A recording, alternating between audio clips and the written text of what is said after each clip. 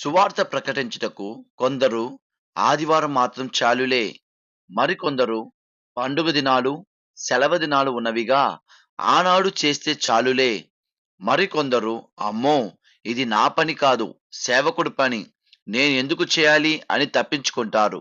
వాక్యము ప్రకటించుము, సమయమందును అసమయమందును ప్రయాసపడుము అని 2వ తీమోతికి రాసిన పత్రికలో 4వ అధ్యాయములో 2వ వచనములో అపోస్తలుడైన పౌలు ఇలా సెలవించాడు.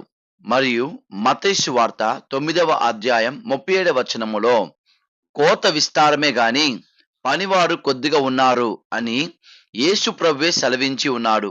కాబట్టి కోత కోయుటకు సాకులు చెప్పక పని చేయుటకు త్వరపడిదండి, దేవుని రాకడ ఆసన్నమై ఉన్నది. ఇట్లు మీ సేవకుడు reverend Vinod Kumar. God bless you all. పంపుము దేవా పనివారలను పంటను కోయుటకు, నేడు పంటను కోయుటకు. పంపుము దేవా పనివారలను పంటను కోయుటకు, నేడు పంటను కోయుటకు.